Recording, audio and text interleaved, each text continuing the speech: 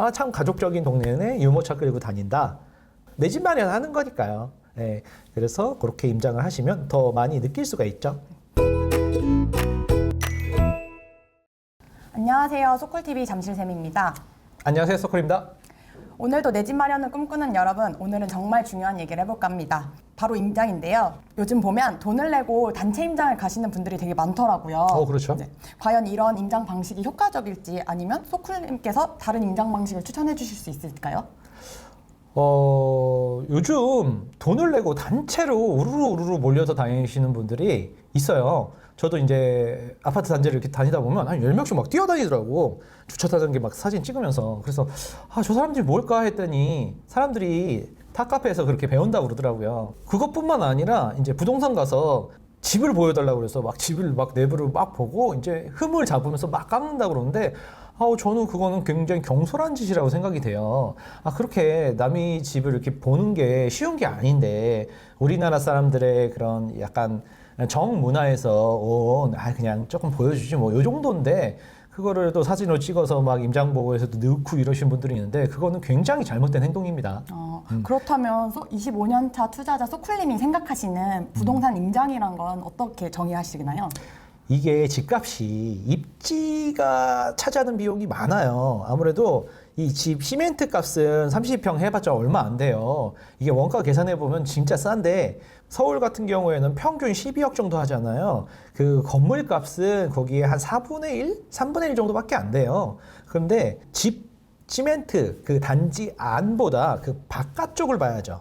신축 건물, 그 구축 건물 이런 건물 값보다는 주변의 인프라를 우리가 사는 개념이거든요. 그러다 보니까 그 동네의 교통이라든가 환경이라든가 학군, 뭐 전철역 몇 미터 거리인가, 애가 초등학교를 갈 때 횡단보도를 건너나 안 건너나, 이런 부분이 되게 살면서는 중요한 부분이기 때문에 실제로 집 구조를 그렇게 보면서 사지도 않을 집을 사진을 찍고 이런 거는 굉장히 부동산을 잘 모르는 사람들이 하는 행동이다. 저는 이렇게 봅니다. 네, 소쿨님께서는 그럼 아파트 단지나 매물을 보는 것보다는 그 주변의 인프라나 환경, 실제 우리가 살아가면서 중요한 부분들을 체크해야 된다고 말씀을 해주셨는데요. 그렇죠. 집 내부 구조가 뭐 이렇게 생겼으면 사고 저렇게 생겼으면 안 사고 막 그런 개념은 아니에요. 네. 그렇다면 요즘에 돈을 내고 가는 단체 임장이 조금 비효율적이라고 생각을 하시는데 크게 두 가지로 설명해 주실 수 있을까요? 뭐 당연하게도 첫 번째로는 그게 내가 원하는 걸 못 보죠. 내가 원하는 건, 우리 집은 이제 아기가 있어서, 아기가 초등학교 끝나고 엄마가 이제 워킹맘이라서 회사에서 뭐 저녁에 한 6시 이렇게 퇴근해 올 때까지 그 초등학교 근처에 있는 학원에서 영어도 배우고 수학도 배우고 이렇게 태권도도 배우면서 엄마 퇴근 시간에 엄마가 이제 애를 데리고 오는, 이렇게 하고 싶은데, 초등학교는 집 앞에 있어도 학원이 굉장히 몇 킬로 떨어져 있다면 애가 어떻게 다닐 수 있을까요? 뭐 물론 셔틀버스 같은 거를 이용할 수도 있어요. 학원 버스들 뭐 이런 것들, 노란 버스 있잖아요. 그런 걸 이용할 수도 있는데, 그런데 중간에 그 애가 시간이 비면은 그 시간을, 애가 들어가 있을 때를 엄마 입장에서는 학원 그 스케줄을 엄청나게 디테일하게 짜야 된단 말이죠. 그리고 모든 학원을 맨날 가야 된단 말이죠. 그런 게 조금 힘드니까 집 근처에 초등학교도 있고 태권도장도 있고 아파트 단지 내에 있으면 다 좋겠죠. 그렇게 가족의 라이프 스타일에 맞게 우리 애가 초등학교를 다니면은 그 앞에 이제 태권도장, 수학학원, 영어학원, 피아노학원 이렇게 다닐 수 있게 그 동네가 잘 꾸며져 있어야지, 아무리 신축인데 뭐 경기도 허허벌판에 있으면은 애가 갈 데가 없잖아요. 학원을 그냥 버스로 멀리까지 왔다 갔다 하면 애도 힘들고 부모님도 불안하고, 아파트 밖에 가족이 살기에 적합한 환경인가, 그 포인트를 주셔야 되고요. 두 번째는 아무래도 실제로 이 살아가면서 지하 주차장이라든가 뭐 마트라든가 이런 부분까지도, 애가 없으신 분들은 그런 부분이 좀 중요하잖아요. 밤늦게 차가 왔을 때 주차장이 넉넉한가, 이런 부분까지도 알아보셔야 되기 때문에 집 안을 자꾸 구조를 보는 거는 그렇게 중요한 부분은 아니라고 생각합니다. 아무래도 단체로 임장을 가다 보면 나의 라이프 스타일이나 내가 고려하는 조건이 생각을 많이 못할 것 같아요. 그렇죠. 이게 해외여행으로 말하면 패키지 여행 같은 거죠. 근데 도쿄 여행을 패키지로 가는 것보다 우리 가족하고 자유여행을 가면은 우리 가족이 먹고 싶은 거 먹고 가고 싶은 데 가고 다양하게 조절을 할 수 있는데, 단체로 몰려다니다 보면 그 우르르 그 계획대로 움직여야 되잖아요. 그래서 그런 부분이 약간 불편하죠. 네, 스스로 판단하는 힘도 되게 안 길러질 것 같아요. 그렇죠. 네. 자기가 이렇게 판단하고 계획한 대로 이렇게 진행이 안 되죠. 네, 그렇다면 저희가 임장을 가기 전에 혹시 챙겨야 되는 거나 준비물이 따로 있을까요? 저는 아무래도 시세 지도라고 해서 제가 예전부터 쓰던 방법인데 그걸 추천을 합니다. 지도를 이제 프린트를 해갖고 거기다 이제 그 동네 가격이라든가 초중고 위치, 전철역 위치 이런 것들을 좀 기록을 해요. 그래서 여기가 우리 가족이 살 때 우리는 또 아들하고 딸이 있으니까 여중 여고, 남중 남고까지도 집 근처에 잘 갖춰져 있나 이런 부분까지도 고려하시라고 시세 지도를 제일 먼저 만드시라고 말씀드립니다.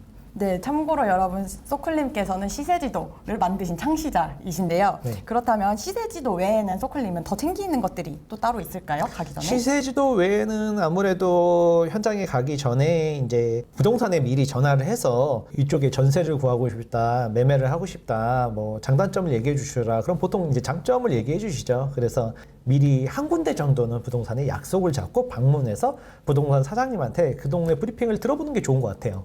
네. 아무래도 그 동네를 가장 잘 아시는 사장님일 네, 거니까. 네. 그리고 이제 뭐 그 동네의 항공사진이라든가 지도.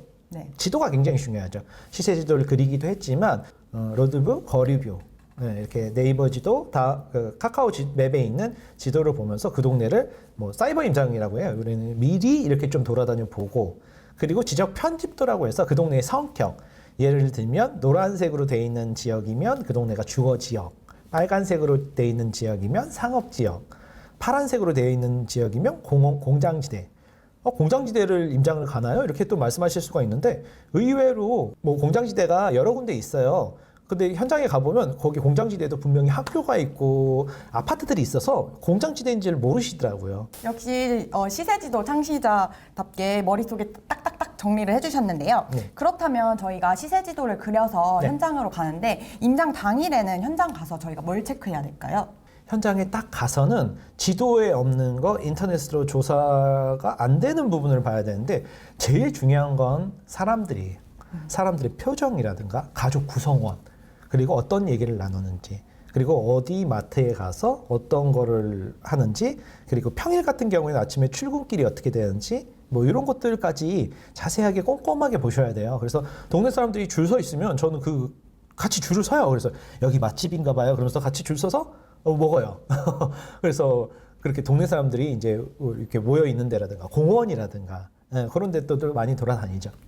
소클님이 말해주신 정도라면 가볍게 나들이 가기에도 되게 좋을 것 같아요. 약간 임장이. 소풍 개념으로 접근을 하셔야 돼요. 이게 임장이다 그래갖고 마음에 짐을 가진 채로 막 어렵게 하루에 막 몇만 보씩 걸으시는 분들이 있는데 걷기 동호회가 아니잖아요. 우린 걸으려고 모인 게 아니라 그 동네를 파악하려는 거기 때문에 사람들이 모여 있는 데를 곳곳을 돌아다니면서 그 사람들이 어떤 걸 먹고 어디서 쉬고 애들은 어떻게 케어하고 가족 구성원은 어떻게 됐나 캠핑 의자 놓고 책을 읽고 있다. 뭐 이런 것들을 좀 눈여겨보죠. 저희가 실제로 이사를 가게 되면 살아갈 생활 모습이기 때문에 그렇죠. 그런 것 그렇죠. 같아요. 맞습니다. 네. 네. 그렇다면 임장을 마치고 나서는 어떤 것들을 해야 될까요? 임장을 마치고 나서는 당연히 그날 찍은 사진들을 사진 한 장, 감상평 한 장 이렇게 쓰시면 되는데 막 임장 보고서를 몇백 페이지씩 쓰시는 분들이 있는데 전혀 필요 없습니다. 그거 나중에 안 보게 돼요. 그걸 몇백 페이지를 어떻게 보나요? 한 지역당 막 몇백 페이지씩 쓰시는데 그런 거는 시간 낭비라고 봅니다. 역시 간단하게 내 생각 위주로 기록하는 게 더 중요한 그렇죠. 부분인 것 같아요. 자기가 느낀 거. 그러니까는 뭐 공원에서 엄마랑 아빠랑 애기랑 손 붙잡고 가는 동네다. 아, 참 가족적인 동네네. 유모차 끌고 다닌다. 뭐 임장 가서도 우리 가족도 엄마랑 아빠랑 아기까지 유모차 끌고 같이 임장을 가서 내 집 마련하는 거니까요. 예, 그래서 그렇게 임장을 하시면 더 많이 느낄 수가 있죠.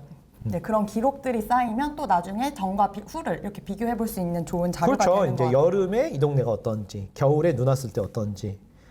뭐 여름에 보면은 다 비슷해 보이는데 겨울에 눈이 많이 왔을 때 언덕이 심한 동네는 굉장히 단점이 극명하게 드러나죠. 제가 잘 알죠. 언덕에 살아보셔서 잘 아시잖아요. 네, 맞습니다. 네.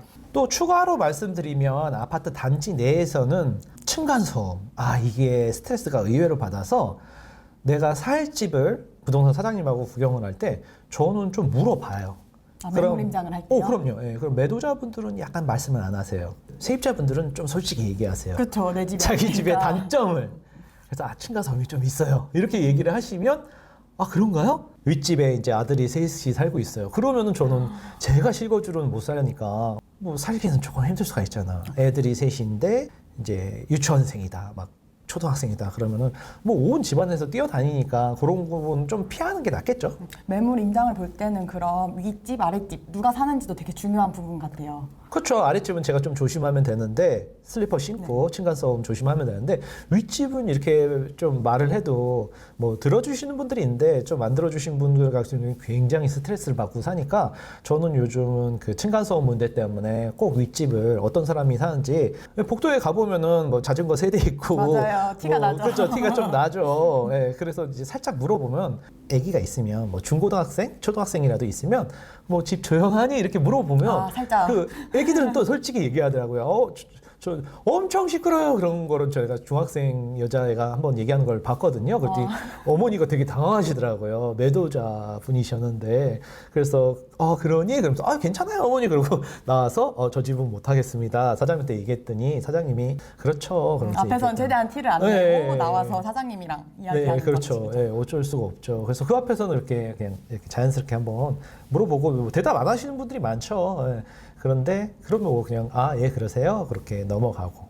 소클님 그러면 매물 임장을 할 때 궁금한 게 음. 1층 대 탑층 어떤 선택을 하실 건가요? 이게 질문이 말이 안 되는 게 당연히 탑층이죠. 탑층이요? 탑층이 햇빛도 많이 들어오죠. 층간소음도 없죠. 그래서 탑층은 굉장히 요즘 잘 팔려요. 귀한 물건이에요. 탑층만 찾으러 다니시는 분들이 있어요. 층간소음이 없어서. 먼저 집에서 층간소음에 노이로제가 걸리시는 분들. 저도 탑층 가지고 있다 팔았는데 딱 그런 분이시더라고요. 매수하신 분이요? 그래서 자기는 층간소음 때문에 다른 거 다 필요 없고 탑층만 원한다고 그 얘기를 하신 분이 저희 수강생들도 최근에 여러 번 들었어요. 자기 집이 탑층인데 안 팔릴까 걱정을 했던 거예요.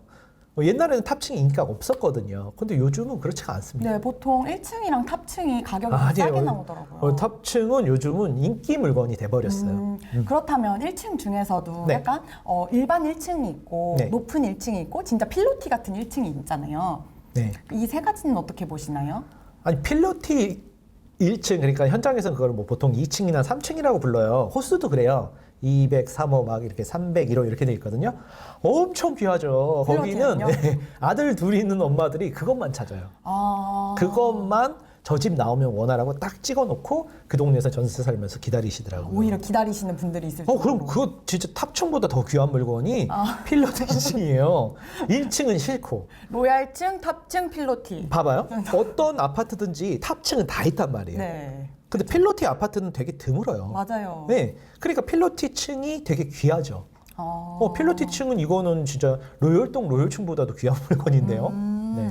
그렇다면 1층을 비추천하시는 분 이유는? 그러니까 1층도 방금 전에 말씀하신 것처럼 바닥에 딱 붙은 1층은 이거는 햇빛도 안 들어오고 막 어두워요. 그 바람도 잘 안 통하는 데도 맞아요. 많고 그런 거는 절대로 조심하셔야 돼요. 거기서 영원히 살아가실 수가 있어요. 아무래도 사람들이 강남 3구를 들어가려고 하니까 1층 싼 거라도 들어가려고 그런 질문이 생각을 많아요. 저층 괜찮냐고 그래서 저는 2층까지는 괜찮은데 1층은 못 파신다. 나중에 다시 그럼 이제 재건축을 한 30년 바라보셔라. 이렇게 추천을 드리는데 네, 1층 좀 그렇죠. 근데 경사가 있어서 앞에서 봤을 때는 그 토담이 있는 거. 토담이 있고 1층, 뒤에서 봤을 때는 진짜 1층. 맞아요. 기울기 있는 언덕배기에 그런 물건들이 좀 많아요.